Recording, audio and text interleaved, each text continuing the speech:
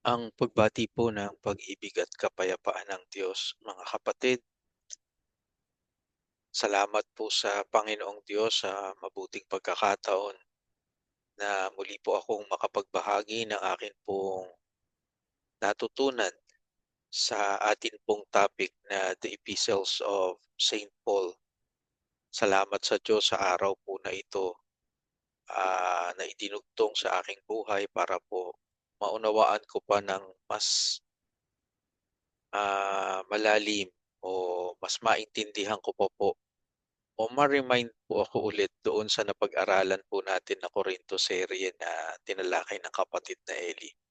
Parang gano'n ko po kasi nakikita ulit itong pagtalakay na ginagawa ng kapatid na Rodel dito po sa ating topic na The Epistles of Saint Paul, lalo na po yung sulat niya sa Korinto. At naintindihan po natin kanina na talagang meron pong sumisiyasat sa mga ngaral kung papaanong may sumisiyasat sa mga ngaral lalo naman sa mga, manggagawa o sa mga kasama niya ni Pablo. Kasi sa time ni Pablo sinisiyasat siya ng mga ilan sa mga taga-Korinto.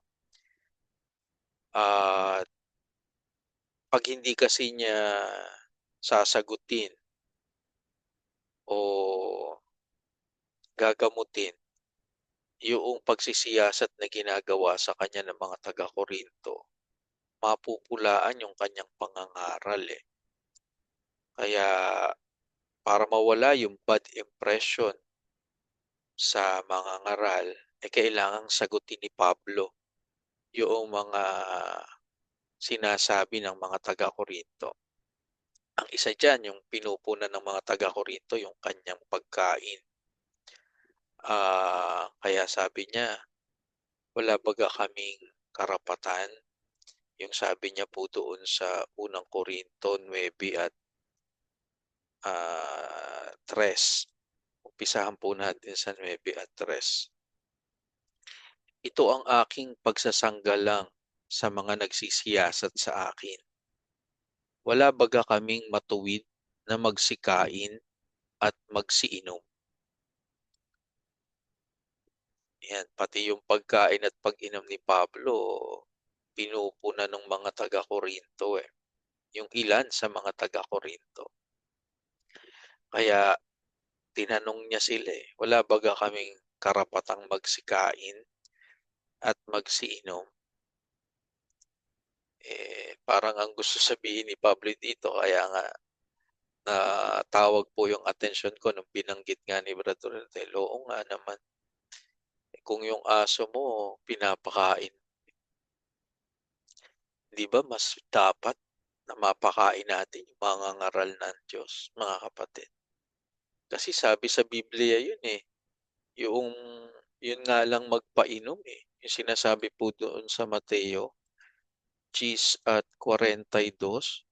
Ang sabi po doon, at sino mang magpainom sa isa sa maliliit na ito ng kahit isang sarong tubig na malamig dahil sa pangalang alagad, katotohanang sinasabi ko sa inyo na hindi mawawala ang ganti sa kanya.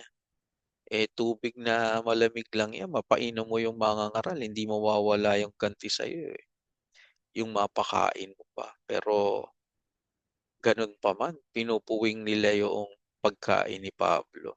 Kaya sumagot si Pablo. Pati nga yung sabi nga ni Brother Nel, pati ba pagpapahinga bawal kami.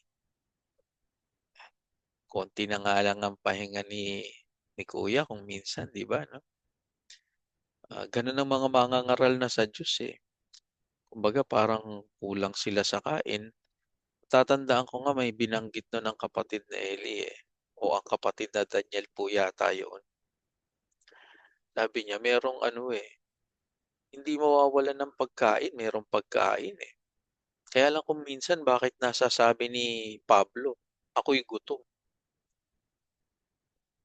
Kasi gumaganap siya ng function niya, talagang magugutom siya, sabi ni Brad Eli o ni Brad Daniel po yata yun. Gumaganap siya ng function niya, magugutom talaga siya. Gano'n ang mga ngaral eh. Minsan kulang sila sa tulog, talagang pagod, sagada.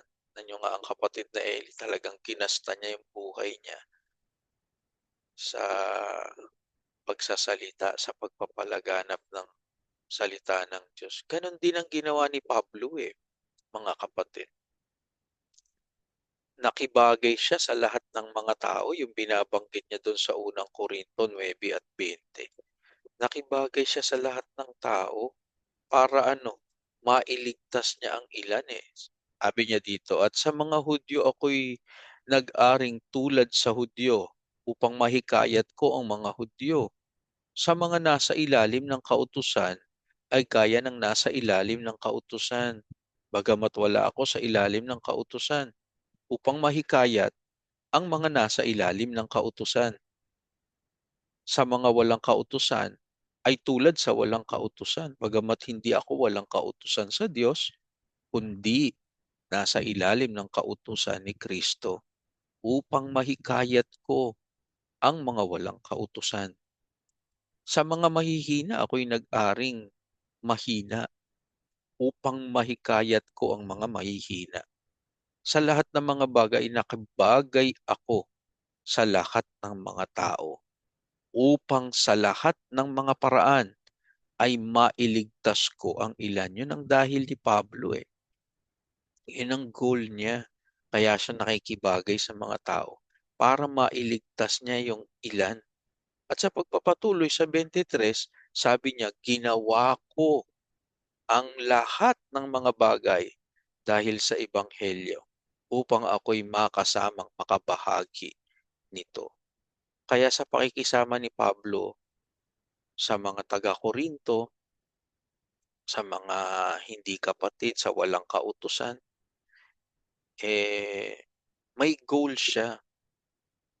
Gusto niya mailigtas niya ang ilan at lahat ng paraan ginawa niya dahil sa Ebanghelyo. Ganyan ang mga ngaral na sa Diyos, mga kapatid. Handa nilang gugulin ang kanilang sarili, gumugol, magpagugol. Handa sila. Lumalaban nga ng ubusan ang kapatid na Elit, kapatid na Daniel. At gano'n din yung diwa ni Pablo eh, mga kapatid eh. Doon po nakuha ng kapatid na Elit, kapatid na Daniel yung diwa na gano'n, na lahat ng paraan gagawin nila para mailigtas ang ilan at para makabahagi sa ebanghelyo ng ating Panginoong Kristo.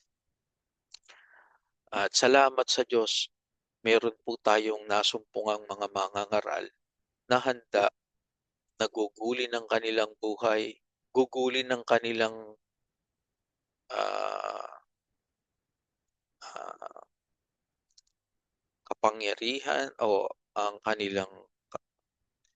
kanilang kanila na, yung kung kayamanan po yun na maituturing, yung kanila na mismo ginugugol nila eh. Nag-aabuloy din sila eh, mga kapatid eh. Kasi doon lang nga sa yung banggit nga na magbigay ang bawat isa ayon sa ipinasya ng puso, kasama sila ron, nagbibigay sila eh. Ganyan po ang mga ngaral na sa Diyos, mga kapatid. Hindi po siya pabigat sa mga kapatid, manapapati po siya tumutulong sa gawain. At yung kanyang pagtulong, hindi lang yung kanya yung itinutulong niya, pati yung buhay at lakas niya, handa niyang gugulin para sa gawain. At salamat po sa Diyos, ng maraming maraming salamat sa mga ah, punto na bumalik po sa aking alaala sa mga natutunan po natin ngayong araw po na ito. Salamat po sa Diyos at hanggang sa muli po, salamat po ulit sa Diyos sa lahat-lahat, mga kapatid. Magandang araw po sa inyo.